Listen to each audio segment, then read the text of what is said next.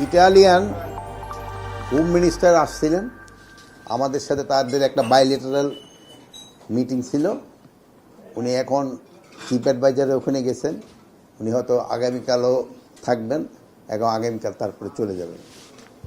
তা আপনারা জানেন ইটালিতে কিন্তু আমাদের বাংলাদেশি বহু লোক কাজ করে, মানে অন্যান্য অনেক দেশের জন্য। সৌদি আরবের পরে আমার মনে হয় ইটালির সংখ্যা হয়তো বেশি হবে। তো আরাবিয়ান কান্ট্রির পরে হয়তো ইউরোপিয়ান কান্ট্রির ভিতরে ইটালি সবচেয়ে বেশি।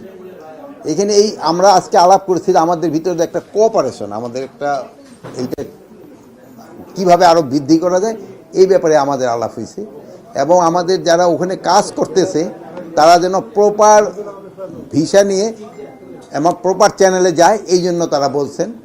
যেন আপনারা জানেন যে অনেক সময় অনেকে আছে যে যারা হয়তো সৌদি আরবিয়ার ভিসা নিয়ে গেল, বা অন্য লিবিয়ার ভিসা নিয়ে গেল, বা অন্য যে কোনো কান্ট্রির ভিসা নিয়ে গেল, তারপর ওখান থেকে আবার ইটালিয়ান ভিসা না দিয়ে চলে যায়। এটা যেন না করে, এটা যেন বলছে ওনারা প্রপার বাংলাদেশ থেকে যেন ভিসা নিয়ে যায়। এবং ওনারা আমাদের দেশ থেকে আরও বেশি লোক নিতে আগ্রহী, যেহেতু বলছেন যে বাংলাদেশি লোকরা ওখানে খুব ভালো কাজ করেন এবং তারা খুব হার্ড ওয়ার্কিং, এবং তারাও ইটালিয়ান ইকোনমিতে একটা বড় ধরনের কন্ট্রিবিউট করে যাচ্ছে। 1,00,000 মতো নাকি আমাদের শ্রমিক মানে আমাদের বাংলাদেশিরা ওখানে কাজ করতেছে। ওনারা নতুন করে লোক নেবে, বাট প্রপার চ্যানেলে যেতে হবে।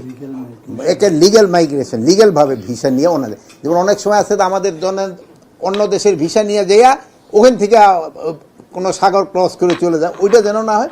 বলছে আপনারা লিগ্যাল সিস্টেমে যাওয়ার জন্য ওনারা আমাদের অনুরোধ করছে। বৈধ ব্যাপারে উনি খুব একটা প্রশ্ন আমাদের উঠায় নাই। এখন আপনারা বলতে পারেন অবৈধ আছে কিনা, যেহেতু যারা ধরেন যে এই দিক দিয়ে যে ওই দেশের ভিসা না নিলে সেই তো ইনফ্যাক্ট অবৈধ হয়ে যায়। বা তারপর আমরা একটা তাদের রিকোয়েস্ট করছি এইভাবেও যারা গেছে তাদের জন্য বৈধতা দিয়ে দেয়।